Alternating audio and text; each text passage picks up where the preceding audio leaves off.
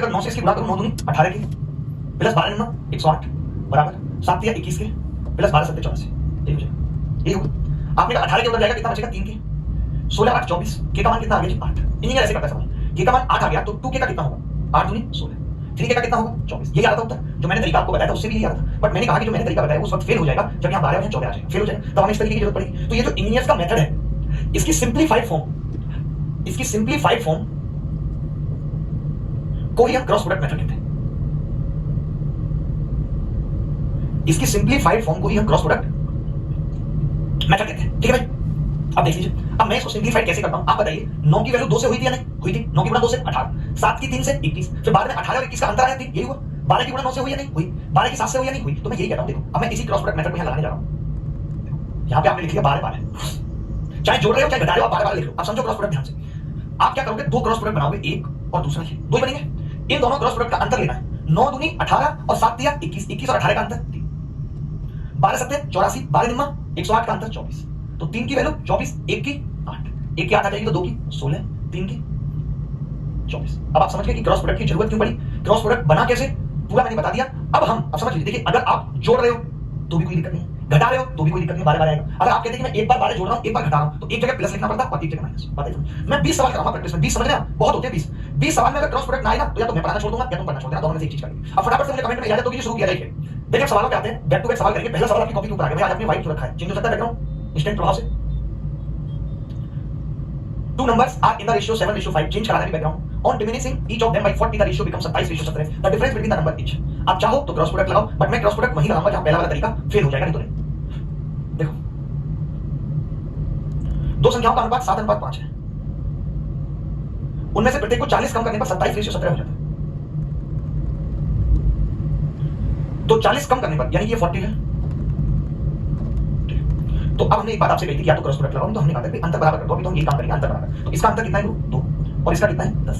तो ऊपर वाले को 10 बनाने के लिए 5 से गुणा करनी पड़ेगी तो मैंने लिख दिया 5 7 35 50 25 ये कितना आ रहा है 27 ये कितना आ रहा है 17। अब आप मुझे खुद बताइए कि कितना कम कर रहे हैं हम दोनों को कितना कम कर रहे हैं। आपने कहा 8 कम कर रहे हैं 8 कम करने की नहीं और 8 की वैल्यू सवाल में कितनी है 8 की वैल्यू सवाल में कितनी है तो आप कहेंगे 8 की वैल्यू सवाल में 40 है। ये रखा है सवाल में 8 की 40 यानी 1 की कितनी आ गई 5। अगर 1 की 5 है गुरु तो 35 की कितनी होगी इन्होंने कहा दोनों संख्याओं के बीच में अंतर है कितना आपने कहा 10 है 10 की वैल्यू पूछ रहा है तो कितनी आ गई 50। ऐसा कोई बच्चा जिसको ये बात समझ में ना आई हो आंख बंद करके भी बच्चा सवाल कर पा रहा होगा जो मैंने बताया कोई बच्चा बात। मैंने कहा कि जब हम इक्वल घटाते हैं इक्वल जोड़ते हैं तो हमें कुछ करने की जरूरत नहीं हमने अंतर को बराबर कर लिया कि इन दोनों का अंतर 10 निकाल लिया हमने तो 5 से गुणा की। अब आपने देखा 35 में से कितना घटाऊंगी 27 आ जाए 8 35 में से कितना घटाऊंगी 17 आ जाए 8 8 की वैल्यू 40 है 1 की 5 आ गई 10 की कितनी होगी 50। बोलो क्लियर बात। चलिए मैं सवाल जोड़ता हूं आपके साथ।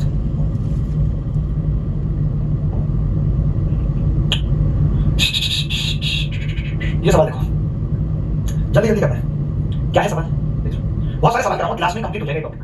2 numbers are in the ratio 12:23 9 is added from both them ratio becomes 3:5 the number each। देखिए पहले 12:23 12:23 दूसरा 3:5 है।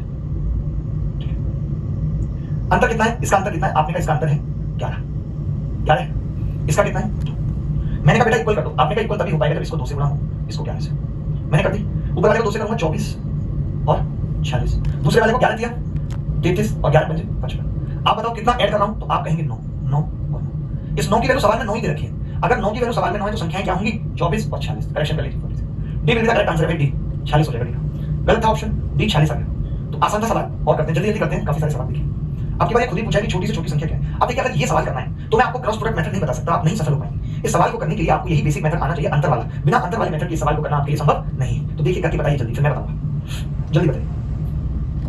दो संख्याएं 7 और 13 के अनुपात में है ऐसी छोटी से छोटी संख्या क्या है जिससे ये अनुपात 2 3 हो जाए। तो आप देखिए कि 7 और 13 का अनुपात है 7 और 13 बाद में कितना हो गया 2 और 3 का। हमें मिनिमम संख्या निकालनी है तो मैंने कहा मिनिमम संख्या तभी निकल सकती है जब आप इस रेशियो को जितना छोटा रखें। अब मुझे कैसे पता चले कि इनका अंतर बराबर होगा तो आप कहेंगे अंतर बराबर होने के लिए पहली कंडीशन ये है कि इन दोनों का अंतर बराबर होना चाहिए। इसका अंतर कितना है 6 इसका अंतर कितना है 1 तो ये बराबर होने के लिए क्या करना पड़ेगा इसको 6 से गुणा करनी पड़ेगी। तो पहले वाला कितना है 7 और 13 6 से गुणा किया कितना हो गया 12 और 18। अब आप बताइए मिनिमम क्या होना चाहिए। मैंने मान लिया कि मिनिमम संख्या 7 और 13 है दो संख्या 7 और 13 और उनको मैंने 12 18 बना दिया तो मिनिमम क्या जोड़ूं तो आपने कहा 5 जोड़ दो।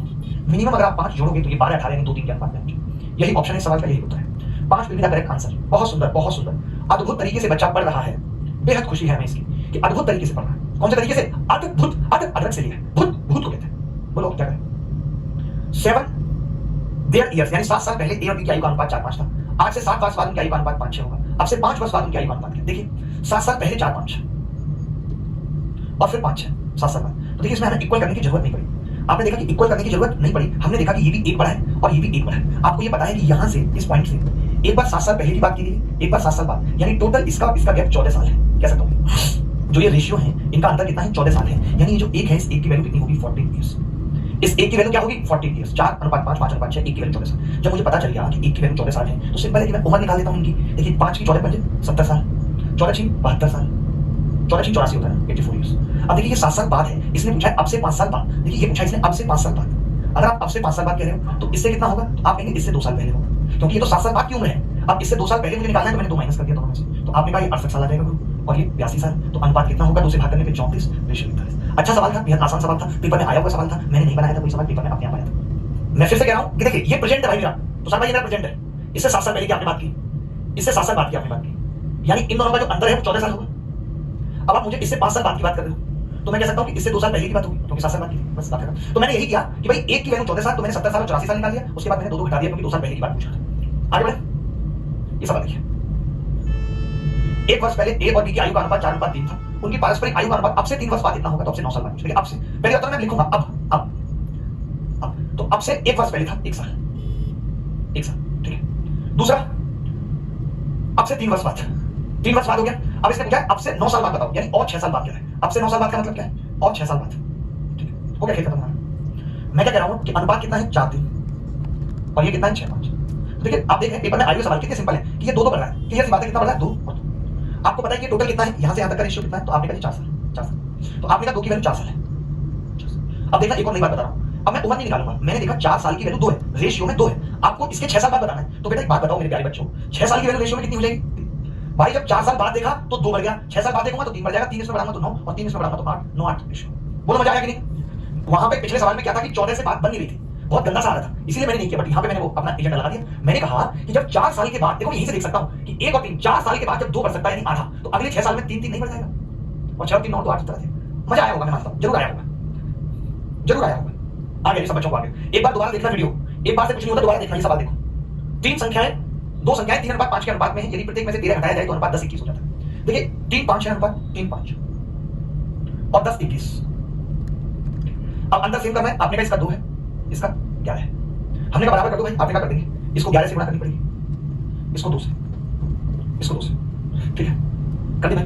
11 से करूंगा, 11 दिया 33, 11 पंजे 55, 11 दिया 33, 11 पंजे 55, इसको 2 से करूंगा 20 और 42, क्या होगा 20 और 42। आपने देखा ऐसा कब हो रहा था जब मैं कितना घटा रहा था, 13। देखो ये 13 घटा रहा हूं कि नहीं, 13 घटा रहा हूं कि नहीं, 13 की वैल्यू कितनी है, तो संख्याओं की 20 की 20, 42 की 42, 33 की 33, 55 की 55। इसने कहा मूल संख्याओं में 15 जोड़ दें। अभी तो आप 13 घटा रहे थे, अब इसमें 15 जोड़ने की बात कर रहे थे, 13 की 13 आ गई तो संख्याएं भी यही आ गई, अब 15 जोड़ने की बात कर रहे हैं। इसको मैं थोड़ा कट करूंगा भाई, नहीं हो पाएगा कट से, होगा दिमाग में लगेगा तो होगा, तो गड़बड़ हो गया। अभी देखो आप सोच भी नहीं सकते, इसको थोड़ा छोटा कर देता हूं, ये लो ठीक है भाई। अब सवाल तो देखिए आपने, अब आप कह रहे हो संख्याओं में 15 जोड़ना है तो हमने जोड़ दिया 15, तो 33 और 15, 5 और 3 8 और 4 मूल संख्याओं में, ओरिजिनल नंबर में 55 और 15 70, तो कितना होगा 24 रेशियो 35, 24 रेशियो 35, ये उत्तर है। आगे बढ़े, इजाजत है। ये देखो, अब देखो कभी कभी क्या होगा, कभी कभी क्या होगा कि 3 3 रेशियो दे देगा, फिर हम कैसे जीतेंगे जंग, बोलो। हम तो 2 रेशियो को ही इक्वल करेंगे और क्या होगा, जीत जाएंगे जंग। कैसे देखते हैं, देखो मैं कह रहा था कि अनुपात कितना है 9 5 13, 9 5 13।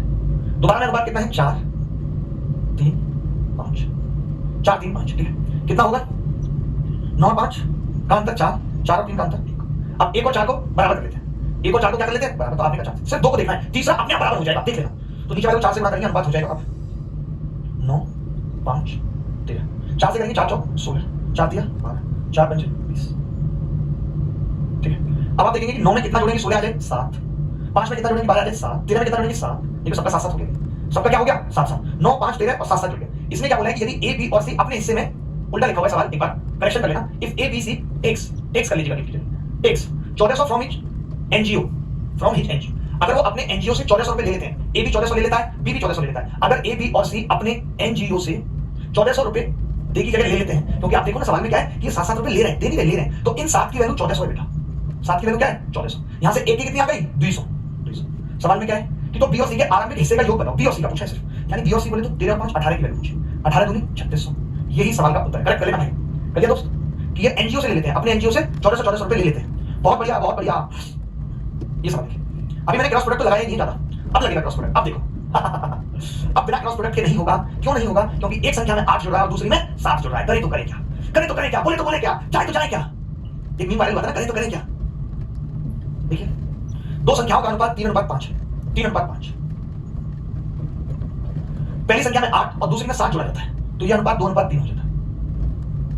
ठीक है, पहली संख्या में 8 और दूसरी में 7 जोड़ा जाता है तो यह अनुपात 2:3 हो जाता है। पहली में 8 और दूसरी में 7, दोनों में जोड़ा जा रहा है। बस क्रॉस प्रोडक्ट क्या बताया था बेटा? 3 तिया 9 और 5 दूनी 10 का अंतर 1, ये कहा था। क्रॉस प्रोडक्ट का अंतर निकालना है, 3 तिया 9 5 दूनी 10, 7 दूनी 14 8 तिया 24 का अंतर 10। एक की वैल्यू कितनी आ गई? 10। एक की अगर 10 है तो सवाल में पूछा है कि प्रत्येक संख्या में 6 जोड़ना है, तो मैं आपसे पूछना चाहता हूं 6 की क्या होगी? तो आप कहेंगे पॉइंट 6। जब 10 की एक है तो पॉइंट 6, यानी कि मुझे इसमें पॉइंट 6 जोड़ना है। 3.6 5.6 4 3 36 और 14 9:14। कई बच्चे मेरी तरह नहीं करेंगे। वो क्या करेंगे? देखिए वो क्या करेंगे, वो सीधे एक की वैल्यू 10 है तो पहले संख्या निकालेंगे 30, दूसरी 50, फिर उसमें 6 जोड़ेंगे, उसमें 6 बात एक ही है। ये 36 और ये 56, तो भी अनुपात कितना आएगा? 9:3। बोलो धीरे धीरे क्रॉस प्रोडक्ट लगाना आ रहा है, धीरे धीरे क्रॉस प्रोडक्ट लगाना आ रहा है। अगले सवाल पे चलते हैं। ये सवाल देखिए,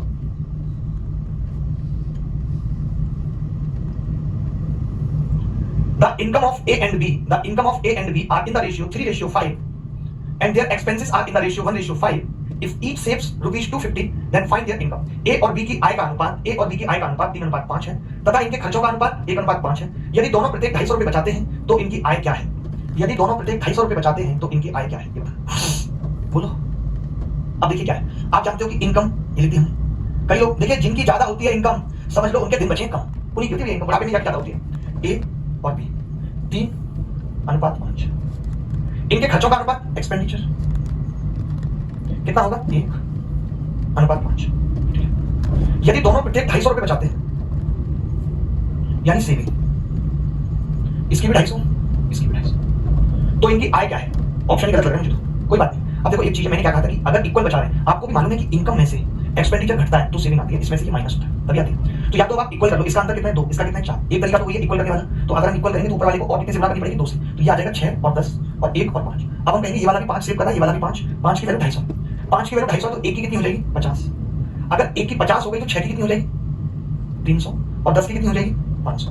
ये उत्तर आएगा 300 और 500। ऑप्शन में है, कौन कह रहा है नहीं है? ऑप्शन में नहीं होगा, ऐसा हो सकता है सवाल बना। अब अगर कोई बच्चा, इसको लिख लो, एक बार फोटो खींच लो। मैं चाहता हूं कि अगर कोई बच्चा इस सवाल में क्रॉस प्रोडक्ट लगाता है, उसको लगता है कि मुझे क्रॉस प्रोडक्ट अच्छा लगता है, मैं उसी को लगाऊंगा। आगे बढ़ते हैं। देखिए इसमें अगर आप क्रॉस प्रोडक्ट ही लगा देते तब क्या होता? देखो 5 दिया 15, 5 एकम 5, अंतर कितना आया? 10। 250 और 1250 अंतर कितना आया? 1000। 10 की वैल्यू 1000 है, यानी आप देख रहे हैं कि इस पे बस 2 जीरो चिपक रही है, एक की वैल्यू 100 है। तो क्या आप 2 जीरो इस पे नहीं चिपका सकते थे? 300 और 500 और डायरेक्ट उत्तर आता? तो मुझे लगता है कि क्रॉस प्रोडक्ट भी अपने आप में बहुत बेहतरीन तरीका है, बहुत बेहतरीन मेथड है। क्रॉस प्रोडक्ट भी अपने आप में खराब नहीं है। Cross product is not bad, impactful person and guides on objects enable. Yes, कमाल की इंग्लिश है साहब आपकी, कहां सीखते? मालूम नहीं। आगे बढ़ना होगा। आगे क्या होगा? बढ़ना होगा। ये देखिए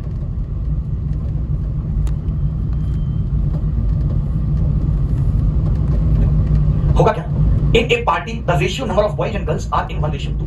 एक पार्टी में लड़के और लड़कियों की संख्या का अनुपात 1:2 है। If 2 boys and 2 girls went out then the ratio becomes 1:3। अब देखिए एक सवाल तो आप होमवर्क में भी करेंगे ना, तो ये आपको सीट में मिल जाएगा सवाल, इसको आर्डर में कर लीजिए। ये जैसे सवाल नहीं करूंगा, ये सवाल देखिए बस। अब देखिए इसमें तो मजबूरी है क्रॉस प्रोडक्ट लगाना। मजबूरी क्यों है? क्योंकि इसमें इक्वल हो ही नहीं रहा। 1300 है, एक में 900 है। बताओ देखो भाई, ए और बी की आय का अनुपात 5:3 है। ए और बी की आय का अनुपात इनकम, ए और बी की आय का अनुपात 5:3 है। उनके खर्च का अनुपात 9:5 है। एक्सपेंडिचर 9:5 है। यदि दोनों क्रम से 1300 और 900 रुपए बचाते हैं, 1300 और 900 रुपए बचाते हैं, लगाते क्रॉस प्रोडक्ट। देखना ध्यान से बेटा, 50 25 9 तिया 27 का अंतर 2 आ गया। 55 25 9 तिया 27 का अंतर 2, 9 9 81 13 5 65 65 100 81 100 का अंतर 1600 आ गया। 2 की वैल्यू 1600। 2 की वैल्यू क्या है? 1600। अगर 2 की वैल्यू 1600 है, बहुत ध्यान से समझने वाली बात है कि अगर 2 की वैल्यू 1600 है, एक की कितनी हो गई? 800।